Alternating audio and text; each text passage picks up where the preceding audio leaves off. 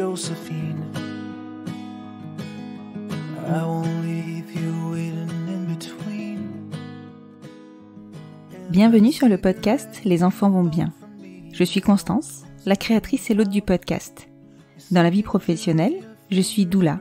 J'accompagne les futures familles dans la parentalité, mais ma vraie vie, c'est surtout celle de maman de 4 petites filles qui ont la chance d'avoir 2 mamans.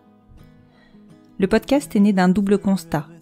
Le premier est qu'en France, nous devons rassurer sur le fait que les enfants issus de familles extraordinaires vont bien. Le deuxième est que l'accès à la parentalité alternative n'est pas sans soulever de nombreuses questions. Alors chaque épisode du podcast y apporte des réponses éclairées et constructives. Maintenant, place à l'épisode.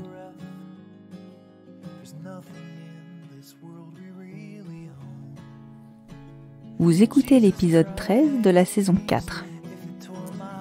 En cette semaine de Noël, il me paraissait évident de programmer un épisode qui fait état de don de soi, au sens littéral du terme.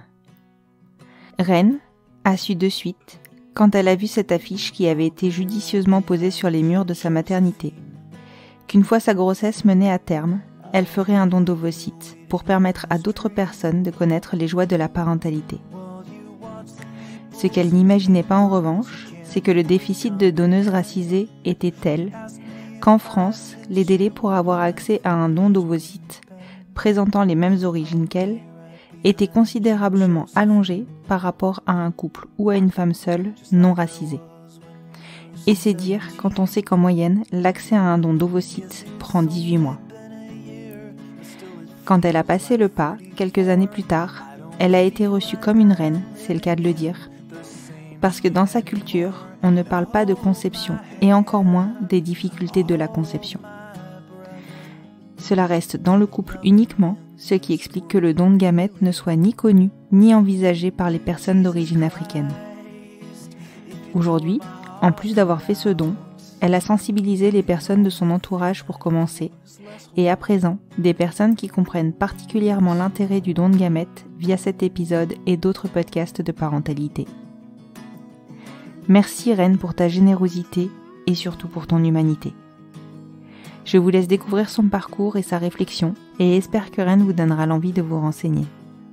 Je vous souhaite une bonne écoute.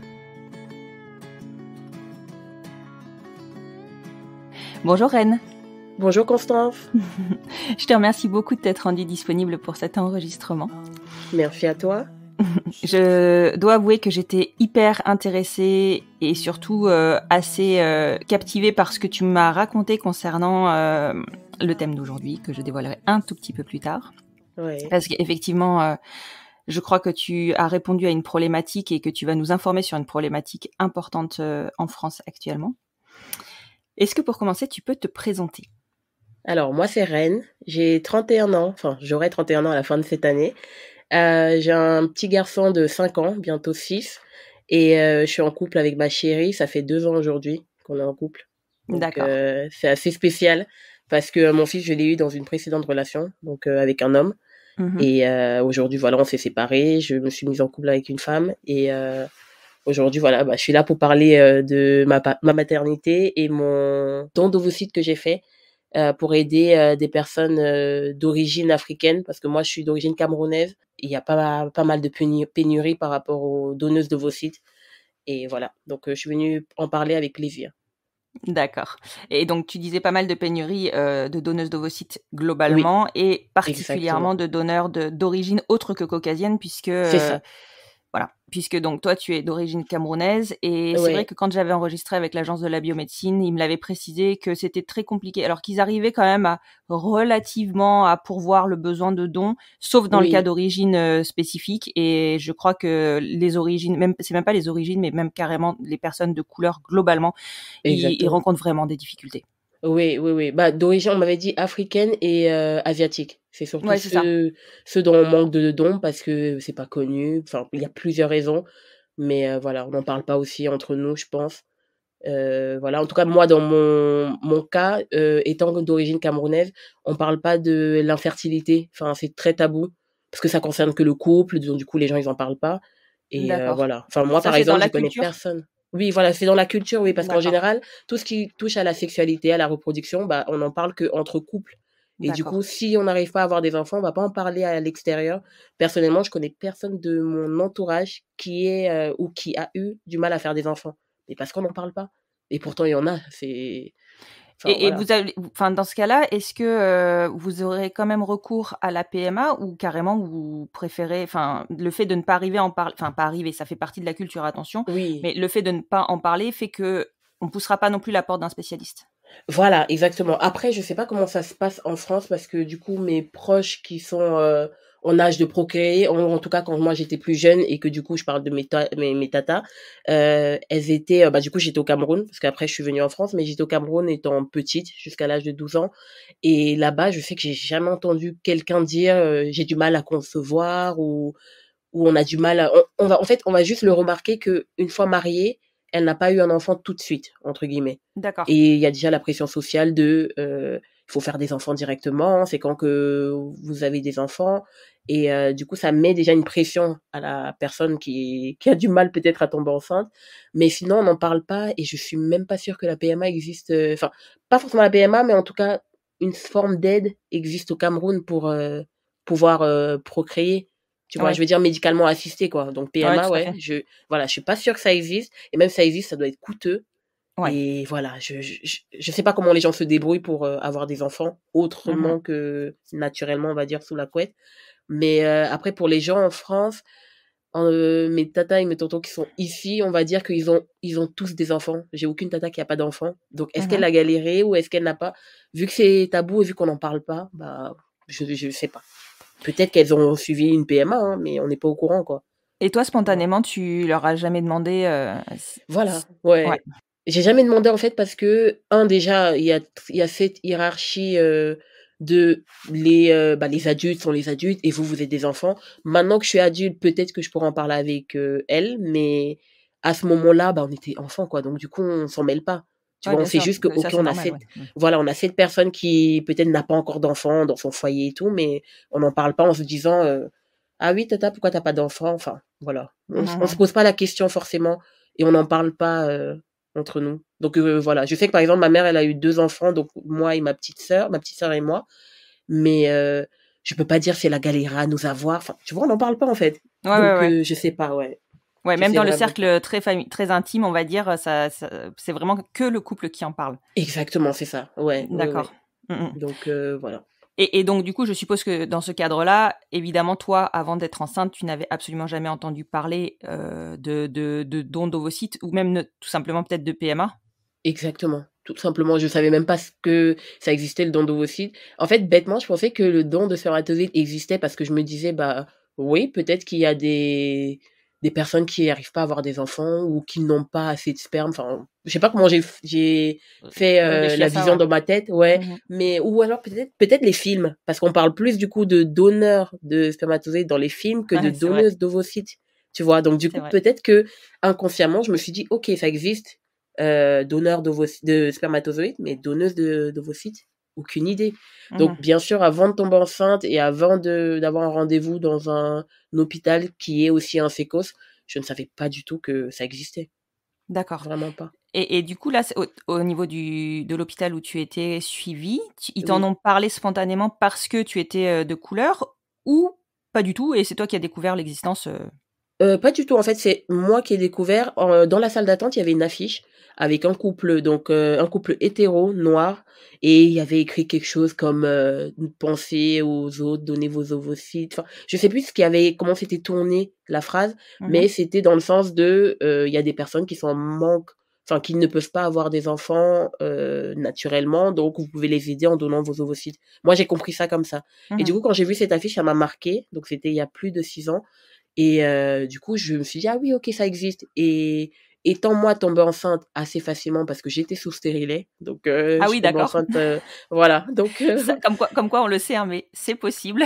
exactement, c'est ça, La donc contraception n'est pas sûre, fiable à ah 100%. ouais, ah ouais, non, non, c'est pas fiable du tout à 100 alors qu'on m'avait dit 93, je sais plus combien. Ouais, ça laisse Enfin 7%. voilà, c'est ça, exactement et c'est beaucoup Ouais.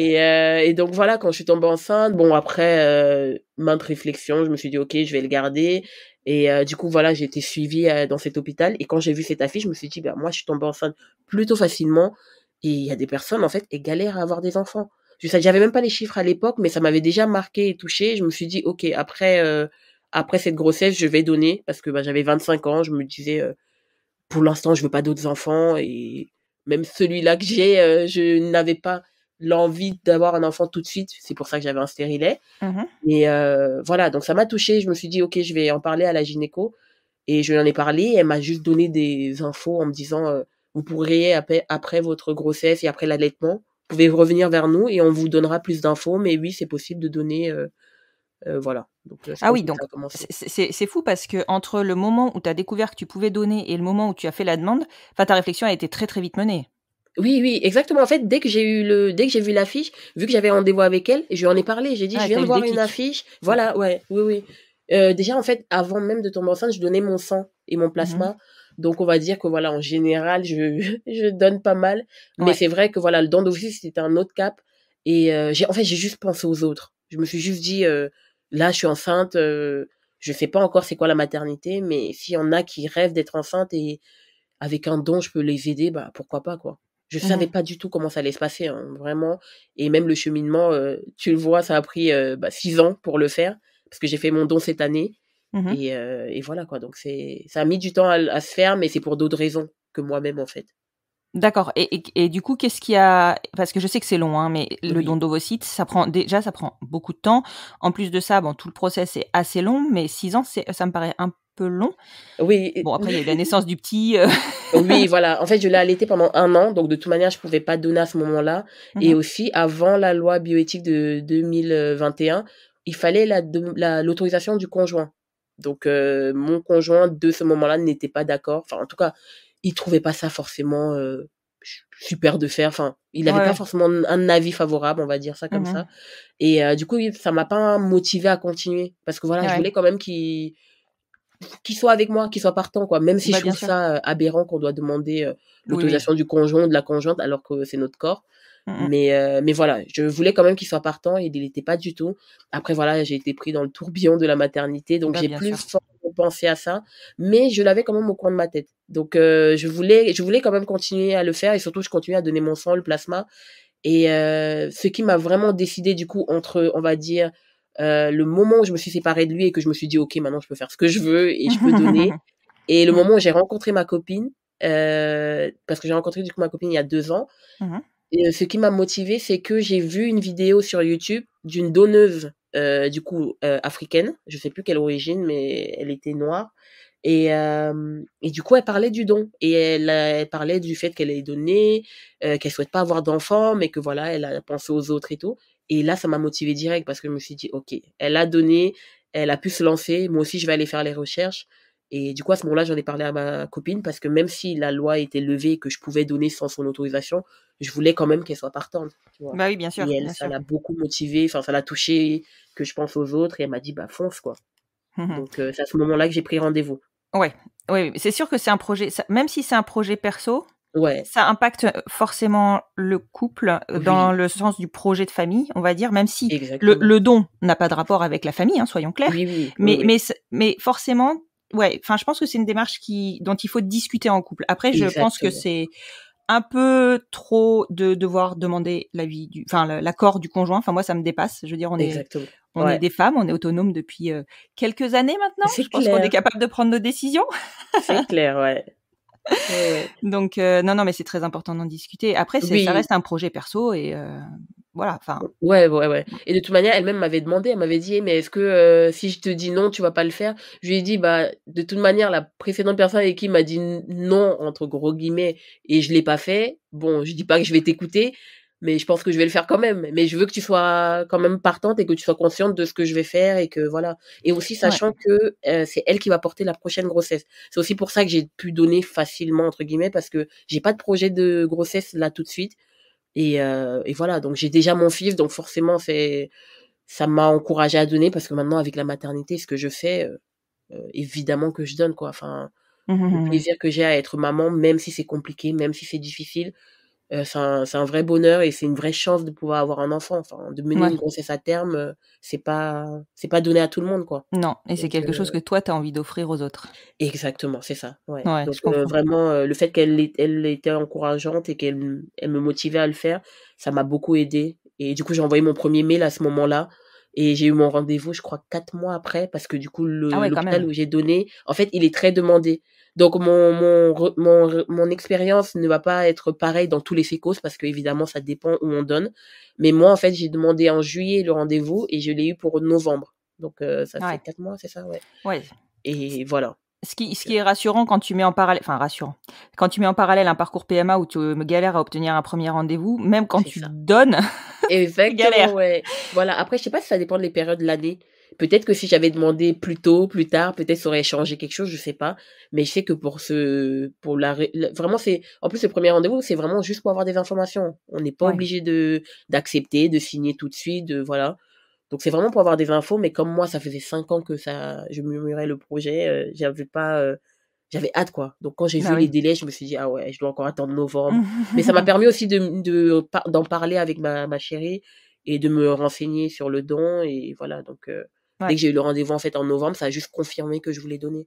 Ouais, ouais, ouais, ouais. Au moins, ça Mmh. permet de maturer, ouais, c'est clair. Exactement, ouais, c'est Mais ça. je pense qu'effectivement, sur la prise de rendez-vous, tout le monde passe dans le même flux, en fait. Que tu sois Oui, donneur, oui, oui. receveur, tout le monde passe dans le même flux et Ouais, oui, oui. voilà. Parce que c'est les mêmes équipes qui nous reçoivent, donc forcément, Oui, c'est ça. elles ont pas plus de personnes que ça et il y a pas une Non, équipe dédiée aux donneuses, donc voilà. forcément, voilà. Et il y a aucune Mais règle de comme, priorité. ouais, mais comme tu l'as dit, voilà, ça permet de maturer le projet et si on veut vraiment le faire ou pas.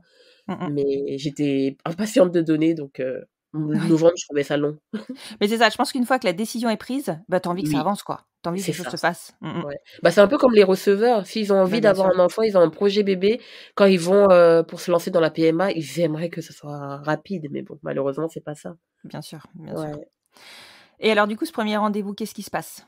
En fait, j'ai rencontré, l'équipe, pluridisciplinaire du SECOS et du coup, lors de ce rendez-vous, donc on m'a expliqué en quoi consiste le don. J'ai eu vraiment les étapes détaillées du don, chose que je n'avais pas parce que même si j'avais vu le témoignage de cette femme qui parlait de son don, après voilà, elle est pas rentrée dans tous les détails, donc j'avais pas tous les détails et j'ai vu voilà les étapes du don. Donc il y avait le rendez-vous avec toute l'équipe, enfin toute l'équipe, c'est un grand mot, hein. Je crois que j'ai rencontré 3 personnes et du coup, elles m'ont expliqué en quoi consiste le don, elles m'ont donné des papiers à signer, mais elles m'ont dit: «Voilà, vous rentrez chez vous avec, vous ramenez au prochain rendez-vous si vous êtes toujours partante. Vous pouvez, arrêter, à tout moment, bon, sauf si, vous êtes déjà sur la table Oui. pour être ponctionné, voilà, Ah bah non, mais maintenant c'est trop tard, hein. c'est ça, mais normalement, vous pouvez arrêter à tout moment, il y a pas de souci et elles m'ont vraiment expliqué que c'est gratuit, anonyme, et c'est volontaire parce que voilà, il faut pas que quelqu'un vous force, faut pas, que ça soit, une pression extérieure Ouais, et voilà donc c'était pas, enfin, en fait, tout ce qu'elles m'ont dit, j'étais déjà au courant. Je voulais surtout les étapes du don, comment ça se passe et ouais, donc il y a une batterie de tests à faire, donc on m'a pris pas mal de tubes de sang, d'accord. vraiment, ouais, Sur le moment ou après? Sur le moment, je crois, si je me trompe pas, oui, sur le moment parce que du coup, le prochain rendez-vous, je l'avais après les fêtes et entre-temps, il fallait, vérifier en fait si je pouvais donner parce que OK, on est volontaire, mais il faut voir si on est en bonne santé.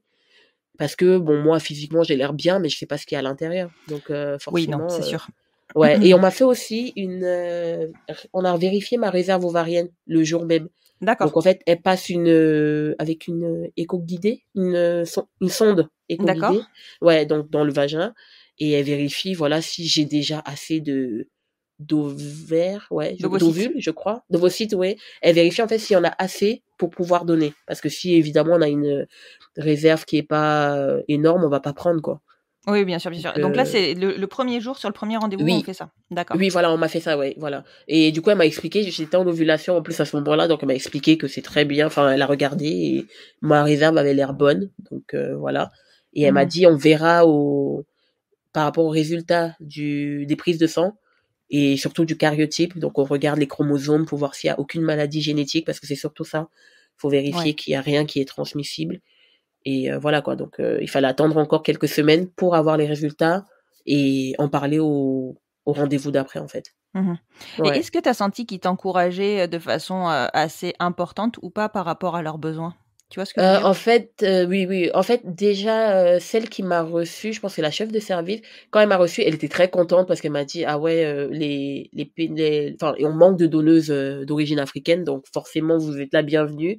Mais j'ai senti aucune pression ou aucun encouragement, pour dire, «Allez-y, donnez». C'était juste, voilà, vous êtes consciente de ce que vous allez faire, à vous de prendre, la décision et voilà, donc c'était pas faites-le ou ne le faites pas. C'était Oui, oui. vraiment à vous de décider, voilà. Donc il y avait aucune pression et c'était plus moi qui étais excitée de pouvoir donner quoi. Mais voilà, j'étais quand même rassurée qu'elles me disent que voilà, il y a des manques de donneuses, donc forcément mon don est le bienvenu, tu vois. C'est pas Ouais, comme bien don sûr. de sang où entre guillemets, même si on nous remercie évidemment de venir donner, mais il y a plein d'autres personnes qui donnent, tu vois. Et c'est pas donné par rapport aux origines. Alors que là, c'est vraiment par rapport aux origines et j'ai pensé voilà aux femmes africaine et je me suis dit voilà si ça peut aider même une seule franchement c'est je le fais avec plaisir quoi. Bah oui, bien sûr, bien Ouais, sûr. donc ouais. Et du coup, tu fais tous ces examens en suivant. Le rendez-vous suivant, il te le donne pour quand? Tu m'as dit après les fêtes? Ouais, en fait, on me l'a donné après les fêtes donc c'était, ouais 7 semaines après. Parce que par Mmh. rapport à leur agenda, il y avait beaucoup de rendez-vous donc forcément on n'a pas Mmh. un premier rendez-vous directement et du coup, j'ai eu le rendez-vous et à ce rendez-vous-là, on a eu les résultats. Le karyotype était bon, donc ça veut dire que niveau, génétique, j'avais pas de problème par Mmh. rapport à mes chromosomes et surtout elle m'avait dit comme j'ai un garçon, elle m'avait demandé s'il est en bonne santé, s'il va bien, est-ce que j'ai accouché à terme, enfin comment la grossesse s'est passée Mmh. et tout allait bien donc voilà, ça l'a rassurée et voilà, elle a regardé si j'avais tous les chromosomes et c'est là où j'ai appris qu'on pouvait avoir un chromosome en plus même ou en Mmh. moins, même si c'est pas ça nous gêne pas nous dans notre vie, mais ça peut être, heu, porteur de maladie peut-être, Ouais, je tout sais à pas. fait.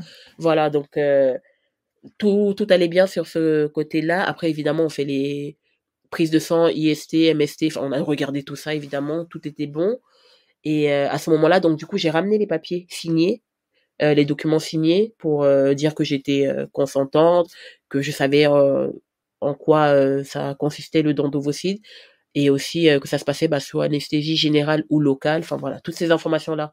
Donc le deuxième rendez-vous, on va dire, c'est plus pour rencontrer la généticienne, la psychologue, pour en parler, pour que c'est pas un test du tout, on ne nous demande pas si on est apte à donner ou pas, mais c'est plus, juste pour en parler et se rendre compte, en fait, de ce que c'est le don d'ovocytes. Ouais, et Tu c'est vois? là C'est que tu as les vraiment ouais. étapes, en fait, c'est ça? Et ouais, en fait, déjà eu les étapes avant, donc au premier Mmh. rendez-vous, mais au second rendez-vous, du coup, quand je rencontre la généticienne, on fait mon arbre, généalogique ensemble et du coup, elle, me demande ma famille, mes parents, mes grands-parents, mes cousins, mes frères et mes sœurs, enfin, on remonte vraiment sur plusieurs générations, quoi. Donc on met tout ça en place et on regarde qui a eu quoi, enfin, à la hauteur de ce que je sais parce que évidemment je ne sais pas tout Mmh. de tout le monde dans ma Oui, bien famille. sûr. Et il y a des personnes qui sont décédées, par exemple les grands-parents, donc voilà, je ne sais pas de quoi forcément. Mmh. Et on a aussi, bah, avec la psychologue, j'ai parlé de ma motivation, de pourquoi je veux donner. Est-ce que je me rends bien compte que donner, signifie certes tu transmets tes gènes, mais aux yeux de la loi, tu n'es pas du tout le parent, donc c'est Mmh. pas ton enfant, Oui, voilà. bien sûr. Ça paraît Et évident, mais c'est vrai que c'est il faut sûrement en important parler. de le voilà, c'est sûrement Oui. important de le repréciser. Oui, c'est ça, ouais et elle me demandait aussi: «Est-ce que je vais en parler à mon fils? Comment je vais lui dire?» Enfin, c'était vraiment une conversation, normale, quoi. J'ai pas du tout senti de pression ou quoi que ce soit. Enfin, même dès le début, elle nous met à l'aise en nous disant: «C'est pas un test, c'est pas un examen». Donc voilà, c'est juste pour discuter et que vous vous rendez bien compte que vous allez transmettre votre patrimoine génétique à quelqu'un. Mmh Donc mh, mmh. voilà, c'est ça. Mais moi, j'étais OK avec ça et aussi avec la nouvelle loi bioéthique, il faut, du coup revenir vers eux en septembre 2022 pour leur dire si on est OK ou pas qu'on donne, nos informations, Ouais, anonymes et non anonymes. Donc voilà, il y a aussi ça qui rentre en jeu.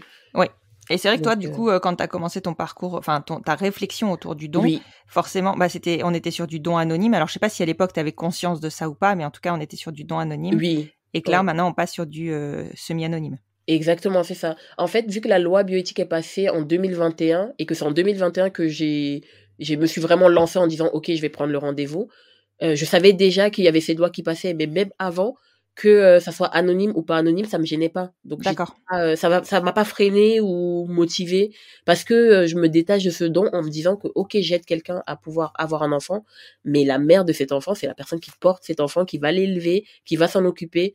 Et même si ok, je partage un patrimoine génétique avec cet enfant, mais il faut pas que des gènes pour faire une famille.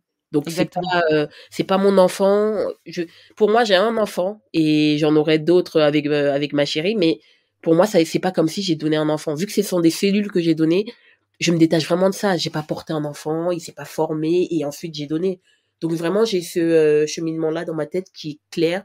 Et comme je disais à la psychologue, bah, c'est avec plaisir si dans 18 ans ou dans 20 ans ou plus, si quelqu'un rouvre le dossier dans lequel j'aurais donné mon accord pour que il soit disponible pour cette personne-là et qui trouve juste des informations sur ses origines, tu vois. Donc c'est pas chercher un parent, il a déjà des parents cet enfant ou ces enfants-là et il cherche juste des réponses, qui tu es, quel âge t'avais, les origines, pourquoi tu l'as fait. Donc voilà, je sais même pas si dans le dossier ils ont un numéro de téléphone ou je sais pas. Et de toute manière, ça me gêne pas. Même si on frappe à ma porte plus tard. Globalement, tu peux avoir changé de numéro de téléphone en 20 ans. Exactement. Et même d'adresse. Exactement, c'est ça. Et en plus, entre nous, si on veut vraiment trouver quelqu'un, il y a les réseaux sociaux. Donc vraiment, voilà. Il y a les réseaux sociaux et puis maintenant il y a les tests génétiques pour les donneurs anonymes. Enfin voilà. Exactement, voilà. Donc c'est pas quelque chose qui m'a freiné. Je peux comprendre que ça freine certaines personnes parce qu'elles ont envie de donner et entre guillemets passer à autre chose. Mais moi, c'est quelque chose dont je suis fière et je pense que dans 40 ans, je serai encore fière d'avoir donné. Et voilà, donc c'est pas je vais pas voir ça comme une intrusion dans ma vie parce que je sais qu'il y a certaines personnes qui se disent ah oui, j'ai pas envie qu'on vienne frapper à ma porte dans X temps pour me parler de ça. Bah non, je suis fière de l'avoir fait. Donc si cette personne a des questions et que je peux répondre, bah avec plaisir en fait. Ouais. Et du coup, je pense à une autre, à autre chose, à une autre question qui a rapport avec ton couple actuellement. Ta chérie, elle est de couleur aussi? Oui, ouais, elle est d'origine congolaise, ouais. D'accord. Donc, et moi, je suis camerounaise, ouais. Du coup, je pense que quand vous allez faire une demande de don, même si on n'a pas le choix du donneur, forcément, ils vont chercher un phénotype qui se rapproche du vôtre. Exactement, oui, c'est ça. Donc, vous allez être confronté à la même problématique parce que je suppose qu'elle est mixte, la problématique du don de couleur, enfin de personnes de couleur. Ouais. Donc ça peut pour vous complexifier un peu les choses. Donc messieurs, c'est ça. Messieurs de couleur, il faut aussi donner. C'est ça, pensez à nous. C'est ça, c'est important parce qu'il y a des femmes de couleur qui ont besoin. Mais bien sûr, oui. Ouais. Et en plus même, on se dit que voilà, même quand on va se lancer dans la PMA, parce que pour l'instant voilà, on s'est pas inscrit ni quoi que ce soit, mais quand on va se lancer, voilà, on sait que ça peut être long, encore plus quand on est d'origine africaine, donc forcément. Il y aura peut-être du délai. Après, ça dépend où dans la France. Mais voilà, on est à Paris pour l'instant et on verra bien à ce moment-là ce qu'il y a. Mais j'ose espérer qu'il y a des donneurs. Mais par exemple, là, je te parle, je connais aucun donneur de spermatozoïdes d'origine africaine, tu vois. Alors, des donneuses d'origine africaine de ovocytes, j'en connais parce que voilà, avec le don, j'ai pu en rencontrer. Mais je connais pas du tout de monsieur, quoi. Donc, j'espère qu'ils vont nous écouter et donner. Et penser à donner. Après, voilà. Après, le don en France est gratuit, anonyme et volontaire, comme je disais. Et forcément, c'est pas comme dans les autres pays qui ont des banques de sperme et que, comme c'est rémunéré, peut-être ça motive plus les gens à donner. Ouais. Mais voilà, pour l'instant, on est en France et on a besoin de ces dons-là. Donc, c'est très important, en fait, déjà d'en parler. Et après, que les gens se décident à donner ou pas donner. Mais au moins, en parler et faire des sujets de discussion autour de nous, c'est important. Exactement. Bon, je clôt cette parenthèse-là, mais voilà, je voulais qu'on en parle. Oui. Et donc, ce deuxième rendez-vous, donc, on te valide tout. Et qu'est-ce qui se passe après ? En fait, on me valide tout et mon dossier passe dans une commission. J'étais même pas au courant. Ou alors peut-être qu'on me l'a dit et j'ai oublié. Mais ça passe dans une commission. Et en gros, la commission, je pense qu'ils se réunissent et ils analysent notre dossier. Et c'est à ce moment-là qu'ils valident. Parce qu'après, on reçoit un courrier à la maison nous disant vous êtes bien donneuse dans notre centre de dons. Voilà. Et entre-temps, avant même que je reçoive le courrier, j'avais déjà l'ordonnance pour aller commencer le traitement.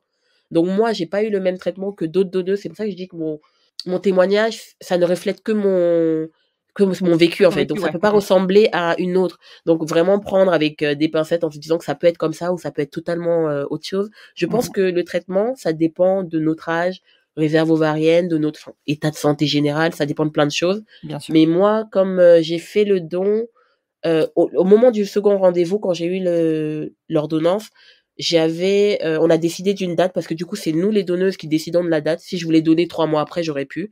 Mais moi, comme je voulais aller vite, j'ai donné 2 mois après. Donc, pas le cycle qui a suivi, le cycle d'après. D'accord. Donc, je suis rentrée à la maison avec l'ordonnance. J'avais un médicament à prendre qui s'appelle Provames. Et je sais pas si c'était pour déclencher des règles ou... En tout cas, voilà, j'avais ce médicament-là à prendre. Et à la suite de ce médicament, il fallait que je prévienne les infirmières du centre de don que j'ai eu mes règles, donc que des règles ont été déclenchées suite à ça. Et j'avais du coup la stimulation ovarienne a commencé avec les injections. D'accord. Donc en fait, il y a des injections à faire pendant 8 jours ou 12, je crois, 8 ou 12 jours. Et suite à ces injections-là, on fait un suivi à l'hôpital. Moi, j'ai fait 2 suivis à l'hôpital, mais je sais qu'il y en a qui font par exemple 4. Donc ça dépend de chaque personne. J'ai eu 2 suivis, donc un le 8e jour et un le 12e jour, si je me trompe pas. Et lors de ce suivi, bon, déjà pour la stimulation ovarienne, il fallait se piquer soi-même dans la peau, donc la cuisse ou le ventre. Pas facile. Et ouais, avec soit une infirmière, soit soi-même. Donc je voulais pas au début une infirmière, après j'ai cherché, mais c'était galère par rapport aux horaires de travail. Donc j'ai pas pris une infirmière, j'ai fait toute seule la stimulation ovarienne. Donc j'ai commencé les piqûres avec ma chérie, donc elle m'a aidée. Ouais. Et suite à ça, j'ai continué à les faire toute seule. C'est vrai que c'est pas facile au début, mais avec les vidéos, les tutos que j'ai pu voir sur YouTube, j'étais quand même assez à l'aise au fur et à mesure de la stimulation. Et surtout, en fait, j'avais peur des effets indésirables parce qu'on nous en parle évidemment lors des rendez-vous. On nous dit que voilà, on peut avoir une stimulation ovarienne trop excessive, enfin trop importante. Donc du coup, on peut avoir les symptômes classiques d'une hyperstimulation. Voilà, d'une hyperstimulation. Donc peut-être le ventre trop ballonné, les seins voilà qui font mal. Voilà, ouais. Donc moi j'ai rien eu de tout ça, j'ai pas eu d'hyperstimulation et tant mieux, mais j'étais préparée à ça et je trouve que comme j'étais informée, même si j'avais eu, je pense que je l'aurais mieux pris que quelqu'un qui est pas du tout informé et qui se retrouve avec ça avec tous ces effets indésirables quoi. Donc j'avais vraiment la liste. Paniquer. Exactement, ouais. Donc même quand j'ai commencé les injections, vu que j'avais rien, j'ai commencé à me dire mais est-ce que je me pique vraiment? Est-ce que j'arrivais vraiment à mettre le produit dans mon corps parce que le stylo, j'utilise le même stylo tout le temps, donc certes ça baissait, mais je me disais est-ce que je le fais bien vu que j'ai rien ressenti. Et ouais, et vraiment ça s'est très bien passé. La surveillance que j'ai eue la première fois, c'était top. Enfin, elle a regardé les ovocytes qui avaient maturé et c'était bien. Elle m'a dit de continuer avec le même dosage. Ouais, tout allait bien. Et surtout, en fait, la surveillance permet de regarder si la dose est trop élevée ou pas assez, ou voilà. Donc, pour rectifier, en fait, le dosage. D'accord. Donc, voilà. Donc, ça s'est très bien passé, la période de stimulation. Et voilà. En fait, de toute manière, j'étais tellement contente de donner, je pensais tellement aux receveuses que je me suis dit, il y en a qui se piquent comme ça pendant des mois et qui n'aboutissent, elles n'ont même pas un enfant à la fin, et elles continuent malgré tout. Moi, c'est juste sur 1 mois de ma vie, c'est rien comparé à elles, quoi. Donc, vraiment, j'étais grave motivée et surtout, je pensais à elles. Je me disais, j'espère vraiment qu'il y en a une là, qu'on est en train de peut-être faire la stimulation en même temps que moi pour qu'elle reçoive mes ovocytes, parce qu'on m'a dit que c'était possible de faire un don direct. Donc, ça veut dire que le jour où on prend mes ovocytes, on peut directement donner à quelqu'un qu'on a préparé en amont. D'accord. Et voilà. Donc, je pensais à ça tout le long, quoi. Ah ouais, donc, c'est assez fou de savoir que c'est utilisé à frais, quoi. Exactement, ouais. Que c'est possible d'être utilisé. Après, on me l'a pas dit parce qu'évidemment, comme c'est anonyme, on nous dit rien. Mais quand j'ai eu ma 2e surveillance, là, elle a vu qu'il y avait beaucoup d'ovocytes qui avaient bien maturé. Je crois que j'en avais au moins 15. Waouh. Et elle m'a dit que entre le moment où on est en train de voir qu'il y en a 15 et le moment où je vais faire la dernière injection, en fait, qui va permettre de déclencher l'ovulation dans 36 heures, je crois que c'est 36 heures, bref, quelques jours après, il y a possibilité que d'autres maturent, quoi. Donc forcément, c'est pas que 15 qu'ils ont prélevé.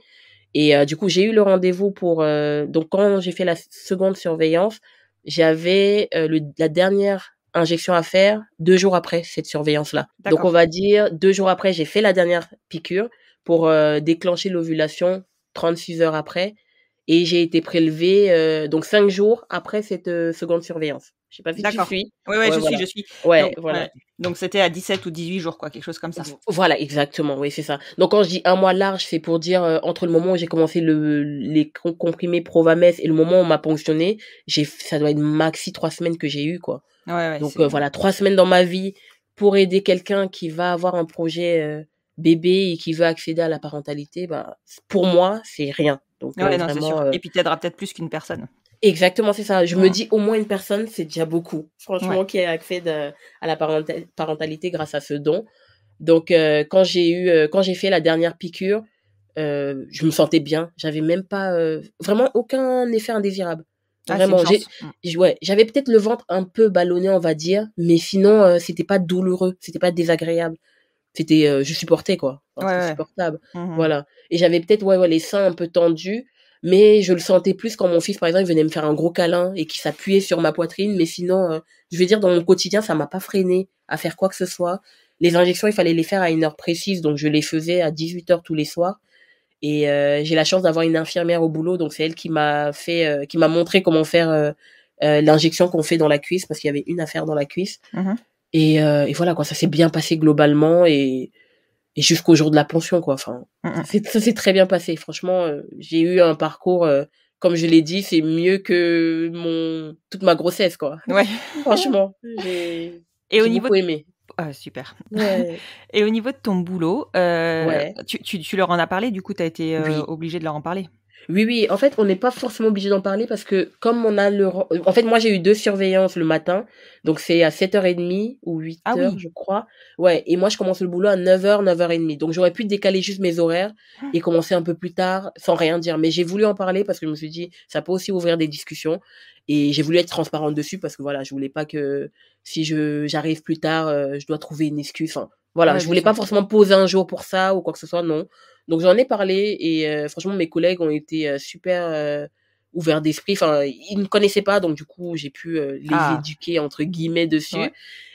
Du coup l'infirmière qui est à mon boulot, elle connaissait parce que déjà son métier et elle voulait aussi donner, mais à l'époque il fallait l'autorisation du conjoint ou du mari et son Mmh. mari voulait pas, donc elle a pas pu donner. Et entre temps, bon, elle s'est séparée, sauf que l'âge était déjà dépassé, donc elle Ah pouvait pas mince. donner.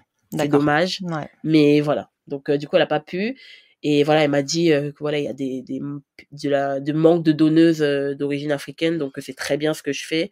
Et du coup, elle m'a aidée pour l'injection qu'on fait dans la cuisse. Enfin, elle m'a rassurée parce que j'avoue, je stressais un peu pour. Bah, je me suis Bah, jamais piquée, se donc piquer, c'est pas facile, hein. c'est C'est un clair. cap, quoi. Mais oui, ouais. Donc du coup, ouais, elle m'a beaucoup rassurée. Et voilà, donc grâce à elle, j'ai pu faire l'injection de la cuisse. Et parce que j'avais deux injections pardon, à faire. Donc une Gonal F et une autre injection, j'ai oublié le nom d'ailleurs. Mais c'était une autre injection à faire un peu plus tard dans le parcours. Donc Mmh. voilà, c'était pas au même moment. Et donc au bout du compte, j'ai fait 2 injections par jour. Mmh. Une à la cuisse, une au ventre, tous les soirs à 18h. Mais même ça m'a pas dérangé. Enfin, en fait, je me suis organisée de toute manière. Donc, Ouais. c'était en sorte que il fallait que je sois chez moi à cette heure-là, ou alors si j'étais au boulot, je mettais au frais ce qui allait au frais, le stylo qui allait au frais, je le mettais au frais et je le récupérais juste pour le faire, quoi. Mmh. Donc, voilà, ça m'a pas dérangé et mes collègues, voilà, on en a parlé.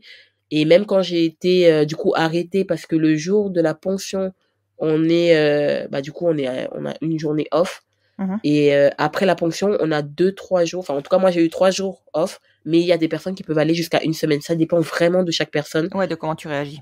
Exactement. Ça dépend de l'état de santé de chaque femme. Donc, je peux pas parler pour toutes.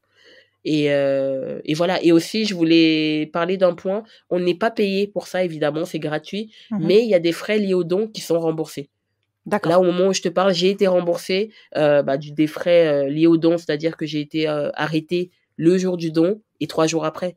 Ouais. Et avec la sécu, bah, on n'est pas payé les jours de carence, donc forcément, j'avais perte de salaire à ce moment-là. Ah oui, bah oui, bien Et sûr. voilà. Donc on envoie juste nos fiches de paye, une attestation de l'employeur disant que effectivement on n'a pas été payé cette période-là, et l'hôpital nous rembourse. Donc j'ai été remboursée, je crois, 1 mois après ou 2 mois après, grand max.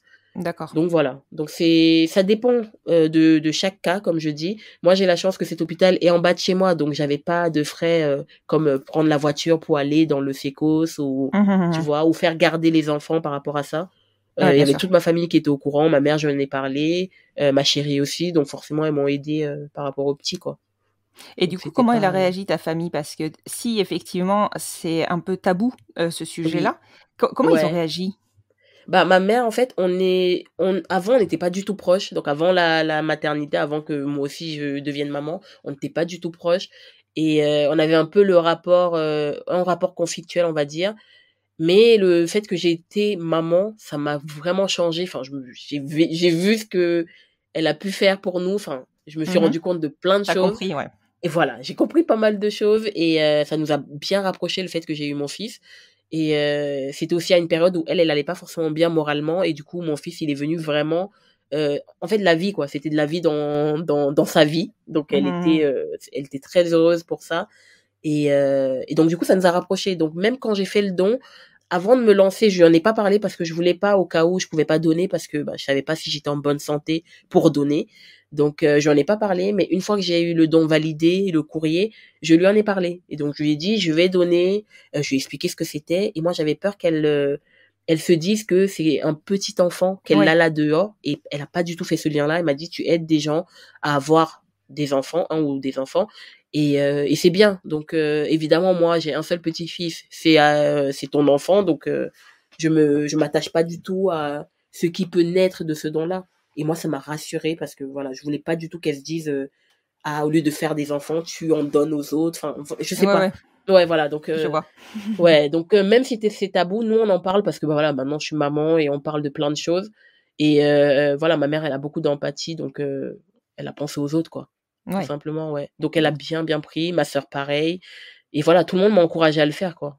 Donc ah, c'est chouette, c'est ouais, chouette. oui, oui. Vraiment mon entourage, proche, à qui j'en ai parlé, il y a personne qui m'a dissuadée. Les autres, ils me disaient juste: «C'est bien, tu le fais, moi je pourrais pas». Parce qu'il y en a beaucoup qui se disent: «C'est comme si j'ai un enfant là dehors». Oui, tu partages Mmh. des gènes avec cet enfant, bien sûr, mais c'est pas le tien parce que tu l'as pas élevé. Enfin, pour moi, être Bah, bien parent, sûr. c'est élever un enfant. C'est être avec cet enfant-là, lui apporter des choses, enfin, lui apprendre des choses, l'éduquer.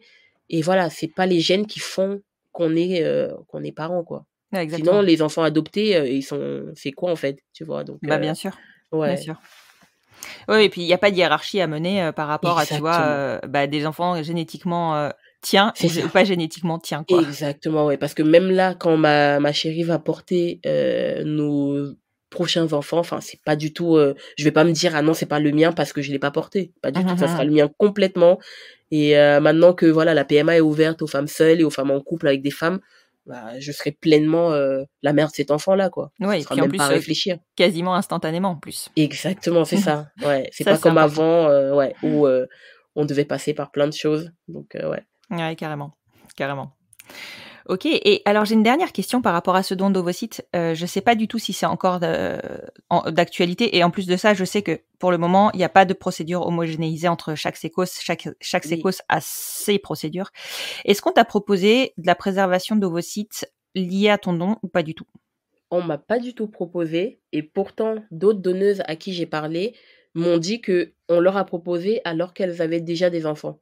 Parce qu'en fait, moi, D'accord. de ce que j'ai entendu, c'est que si on n'avait pas d'enfants, on nous proposait ça parce que du coup, Mmh. comme t'as pas encore d'enfants, voilà, Ouais, on te on les sait garde au jamais. cas où, Mmh. voilà.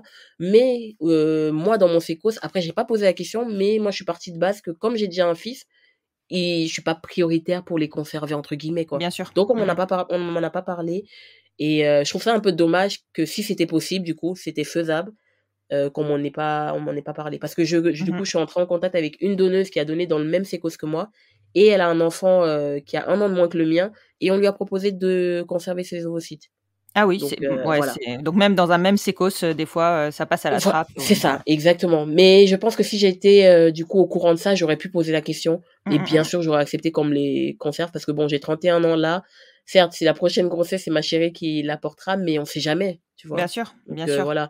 Mais par contre, je tiens aussi à dire que le fait de donner, ça n'enlève en rien notre capacité à avoir des enfants ou non plus tard. bien C'est sûr. pas parce qu'on donne que ça baisse notre réserve. Enfin, déjà la réserve, elle est pas liée au fait de pouvoir avoir des enfants. C'est juste pour savoir, en fait, si est-ce qu'on a assez d'ovocytes. En fait, ils sont d'assez bonne qualité, si j'ai bien compris ça, pour pouvoir donner, en fait. C'est pas en gros, tu as 100 ovocytes qui te restent, on t'en prend 5 et du coup, il t'en reste 95, tu vois. C'est pas du tout ça. Parce que tous les mois, ça change et naturellement, en fait, on a des ovocytes qui maturent et un seul, du coup, devient mature pour pouvoir être fécondé dans le corps de la femme.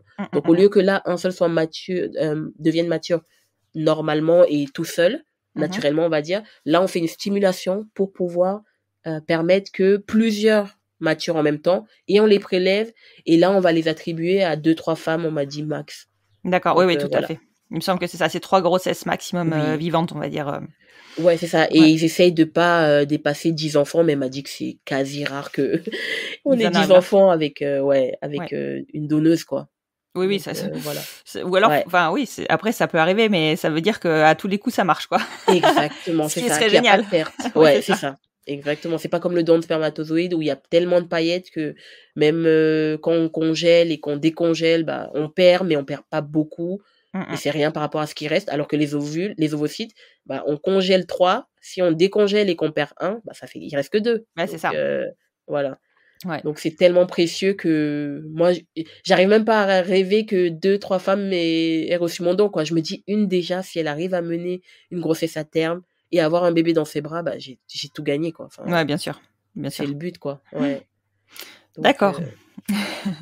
Bah écoute, c'est un super beau parcours et surtout, enfin, je pense que tu vas permettre de vulgariser un petit peu plus sur le don d'ovocytes et surtout autour des besoins, parce que même si on le dit, je suis pas sûre que ça rentre vraiment, enfin pas rentrer, mais tu vois que tout le monde intègre ce besoin-là lié. Alors, on sait qu'on manque d'ovocytes, mais on sait peut-être moins qu'on manque d'ovocytes de personnes de couleur, enfin de personnes racisées. C'est compliqué, clairement, c'est compliqué. Ouais. Et j'espère vraiment que tu vas susciter des vocations ou en tout cas faire discuter autour du don d'ovocytes et du don de spermatozoïdes. Oui, c'est ça. C'est vraiment le but parce que même quand je suis allée pour la ponction, donc c'est en chirurgie ambulatoire, donc ça veut dire on reste pas toute la journée là. Donc je suis entrée le matin, je crois qu'il était 8h et on était plusieurs d'ailleurs à être là. Celle avec qui je partageais ma chambre, elle était là pour conserver ses ovocytes parce que voilà, elle avait une maladie. Mais entre donneuses, je sais pas du tout parce que évidemment c'est anonyme, donc on sait pas qui est là, pourquoi. Mais voilà, j'ai pu savoir avec celle que je partageais la chambre parce qu'évidemment ils vont pas me donner ils vont pas me mettre dans une chambre avec une receveuse. Donc forcément. Mais voilà, la ponction s'est bien passée. Enfin moi c'était anesthésie générale parce que voilà, je voulais pas forcément voir ce qui se passe. Donc c'était léger, donc vraiment pas trop dosé. On m'a endormie et je me suis réveillée, je crois, 2 heures après et on m'avait pris les ovocytes. Mais on m'a pas dit combien parce que comme c'est anonyme, peut-être on nous dit pas le nombre. Mais voilà, j'ai juste eu un compte rendu où on me disait ça s'est bien passé, la patiente va bien. Enfin, on m'a laissé sur surveillance pendant quelques heures. Et voilà, quoi, ça s'est bien passé. Et quand je me suis réveillée, j'avais le bas-ventre qui tirait. Mais c'était comme si j'avais mes règles, quoi, tu vois. Et j'étais sous Doliprane pendant quelques jours. Et voilà, donc ça s'est très bien passé. Vraiment, l'équipe était chouette. Enfin, ils me remercient 1 million de fois. Et voilà, la chef de service était là. Elle m'a dit merci beaucoup pour ce que vous faites. Vous allez aider pas mal de personnes. Donc voilà, quoi. J'ai eu après un compte rendu de tous les tests que j'ai fait, enfin le bilan sanguin et tout. J'ai eu un compte rendu plus tard chez moi par courrier. Bon, je comprends rien parce qu'évidemment je suis pas médecin, mais je pense que j'ai donné, tout va bien, donc voilà. Mais voilà, je comprends pas, c'est du charabia médical, quoi, donc je connais pas. Mais voilà, ça s'est très bien passé. Je suis rentrée chez moi, j'avais 3 jours off. Je me suis bien reposée. Donc là, ma mère et ma copine ont bien pris le relais avec mon fils parce que voilà, je me sentais un peu faible quand même. Donc voilà, franchement, ça s'est bien passé. Comme je dis, c'est mieux que ma grossesse. J'ai rien eu comme symptôme. Enfin voilà, après j'avais un peu mal au ventre, mais je suis rentrée à pied le jour même avec ma mère chez moi, quoi. Tu vois. Donc, voilà. Ouais, donc pas. c'est tout à fait faisable. Oui, voilà, c'est ça. Après, comme j'ai dit, voilà, c'est pour déclencher des discussions autour de nous, c'est pour en parler, et c'est juste dommage que on en parle que quand on est dans le besoin. Soit on est en manque enfin, on a besoin d'un donneur ou d'une donneuse, mais il faudrait qu'on puisse en parler, même quand on est en bonne santé et qu'on n'a pas besoin d'un don, et que voilà, on en parle, quoi, autour de nous. Parce que moi, je voulais donner avant même de savoir que j'allais être aujourd'hui avec une femme. à ce moment où je voulais donner, j'avais pas besoin d'un donneur de spermatozoïdes, alors qu'aujourd'hui, oui. Donc voilà quoi. Donc j'espère que quelqu'un va se lever là un jour et va aller donner ces spermatozoïdes qui seront attribués à ma chérie et que voilà, on pourra avoir des enfants. Bien sûr. Mais c'est vrai que c'est important de sensibiliser. Alors c'est sûr qu'on est toujours plus réceptif quand nous on est dans le besoin aussi, quand on est concerné. Quand on est concerné, et que du coup c'est à ce moment-là qu'en général on se rend compte des besoins, des contraintes et qu'on en parle. Mais c'est un peu comme le don d'organes. Tu vois, le don de gamètes, on devrait en parler autant que le don d'organes et savoir quel est notre positionnement là-dessus. Tu vois, assez tôt, quoi. Ouais, oui, parce que tu parles même du don d'organes. J'étais à l'époque, donc vraiment avant même de tomber enceinte, dès mes 18 ans, je crois, j'avais ma carte de donneuse d'organes, alors qu'aujourd'hui, on n'a plus besoin de carte, c'est plutôt l'inverse, voilà. on est tous donneurs. Donc, tu vois, on parlait du don d'organes, alors qu'on m'a jamais parlé du don d'ovocytes, même à l'école, même gynéco qui nous suit au quotidien. Voilà, j'ai dû être enceinte, être dans un hôpital. Et je pense que c'est parce qu'il y a un sécos dans cet hôpital que j'ai pu voir ces affiches. Je sais pas si ces affiches sont disponibles ailleurs, quoi. Tu vois. Alors, elles sont disponibles sur le site de la biomédecine, mais il faut faire la démarche d'aller les chercher. C'est ça. C'est ça, mais elles sont pas disponibles dans la rue. Elles sont pas disponibles, par exemple, quand on va donner le sang, on pourrait mettre ces affiches-là aussi. Bien sûr. Alors que pas du tout. Donc, je donne mon sang, je donne mon plasma. Bon, là, je peux pas donner parce qu'il faut attendre 4 mois après avoir eu une anesthésie générale. Mais je sais que quand je vais redonner, je serai contente, quoi. Vraiment, moi, donner, c'est, si je peux le faire et que ça m'impacte peu, bah, j'y vais, quoi. Tu vois, c'est avec plaisir. Vraiment, la maternité, je me dis, c'est quelque chose de formidable quand on a vraiment envie d'être maman, on a vraiment envie d'être parent, et si quelqu'un doit faire taire cette envie-là parce qu'il n'y a pas de donneuse ou parce que elle a passé l'âge légal de pouvoir recevoir un don, c'est très triste, tu vois. Bien sûr. C'est vraiment, j'imagine pas la déception chaque mois d'avoir des règles qui reviennent. Enfin, voilà quoi. Donc rien que pour ça, je donne avec plaisir et j'espère que ça fera pas forcément des beaux bébés, mais ça donnera de beaux enfants aux personnes et que voilà, elles vont les élever dans l'amour et dans tout ce qu'il faut, quoi, tu vois. Bien sûr. Donc ouais. Bah, en tout cas, je te remercie vraiment beaucoup, Ren. C'était un super bel épisode. Je pense qu'on a abordé à peu près tous les points qui étaient à aborder, mais surtout, il faut retenir qu'on a toujours besoin de donneurs et de donneuses. Exactement. Donc, allons donner si on est en âge de pouvoir le faire et en condition aussi de pouvoir le faire. Exactement, oui. Et on n'a pas parlé de l'âge, c'est entre 18 et 37 ans inclus. On peut donner et être en bonne santé, évidemment, mais bon, on peut pas savoir ça si on fait pas des batteries de tests à ce moment-là, quoi. C'est ça, exactement. De toute manière, les tests sont pratiqués pour vérifier ça sur les premiers rendez-vous. Oui. Et vraiment, on peut même aller au premier rendez-vous juste pour avoir des informations. On n'est pas obligé de continuer. Voilà. Renseignons-nous et informons-nous et éduquons-nous. Et voilà, pensons aux autres, quoi. Voilà. Et puis, on peut aussi participer juste en sensibilisant. Aussi. C'est ça, exactement. C'est ça, voilà. On ne peut pas tout donner, mais si on en parle autour de nous... d'autres peuvent donner. Voilà, exactement, c'est ça. Ouais. Donc, merci à toi, Constance, d'avoir pris le temps de pouvoir enregistrer cet épisode. C'était important. Ouais, et comme je te l'ai dit, même en off, ton podcast, vraiment, il est d'utilité publique. Franchement, moi, ça m'aide beaucoup. Merci. Ça me rassure sur plein de choses, sur le couple que je forme aujourd'hui et l'envie de bébé qu'on a. Et voilà, donc merci beaucoup à toi et j'espère que celles et ceux qui nous écoutent, ils vont être touchés et ils pourront en parler entre eux, quoi. Je le pense. Ouais. Merci beaucoup, Ren. Merci à toi, à bientôt. À très bientôt.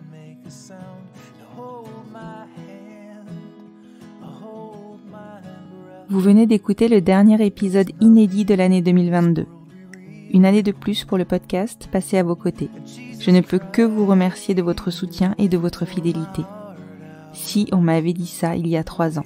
Alors je ne vais pas vous refaire chaque année la même sérénade, mais je n'en reviens pas d'avoir pensé qu'en 10 épisodes, j'aurais balayé l'ensemble des possibilités qui s'offraient à nous. 170 épisodes plus tard, force est de constater que je me trompais lourdement. J'ai découvert avec vous des parcours que je n'imaginais même pas, et je sais maintenant qu'à refaire, je ne ferai pas les mêmes choix concernant la conception de mes enfants. Cela conforte le fait que l'information est essentielle pour faire des choix éclairés qui nous correspondent en ce qui concerne notre accès à la parentalité. J'ai noué un lien unique avec chacun de mes invités, que je connaisse leur histoire à l'origine ou non, que j'ai sollicité l'enregistrement ou que l'on me l'ait proposé. Je suis devenue amie avec certains et je peux vous dire que j'ai fait des rencontres exceptionnelles. J'ai été sollicitée pour faire partie d'un collectif dès son origine et fais maintenant partie intégrante du collectif Famille pour aider toujours plus nos familles. Je prends un réel plaisir à proposer ou participer aux actions menées par les cofondatrices dont je fais finalement moi-même partie et suis surtout ravie de pouvoir les retrouver chaque semaine et parfois même chaque jour pour faire avancer nos droits et notre visibilité. Alors je le redis, si on m'avait dit ça il y a 3 ans. Je vous souhaite de passer de bonnes fêtes de fin d'année avec votre famille choisie et de survivre du mieux que vous pouvez aux réunions familiales moins agréables. Pour vous aider en cela, le collectif a sorti une version remasterisée de son guide de survie aux fêtes de fin d'année et aux fêtes en tout genre. D'ici la rentrée du podcast qui se fera le 9 janvier 2023, je vous propose de retrouver la semaine prochaine l'épisode original d'Aurélia et Charlotte dans la saison 2, puisque vous avez pu découvrir dans l'épisode 10 de cette saison les révélations qu'elles ont eues vis-à-vis de leur donneur. Puis le 2 janvier, je vous prépare la rediffusion de l'épisode de Barbara et Marie, qui ont fait le choix d'un donneur connu de leur enfant. De votre côté, si vous avez envie de me faire un joli cadeau en cette fin d'année, vous pouvez donner plus de visibilité au podcast, vous pouvez le partager sur les réseaux sociaux, vous pouvez le noter sur vos plateformes d'écoute, et vous pouvez surtout faire fonctionner le bouche à oreille. Et je sais qu'il fonctionne bien. En gros, vous pouvez faire du bruit, et plus vous en ferez, plus ma reconnaissance sera grande. Je vous remercie encore une fois de votre soutien tout au long de cette année et des 3 dernières années. Et maintenant que vous avez la pêche, je vous souhaite d'excellentes fêtes de fin d'année.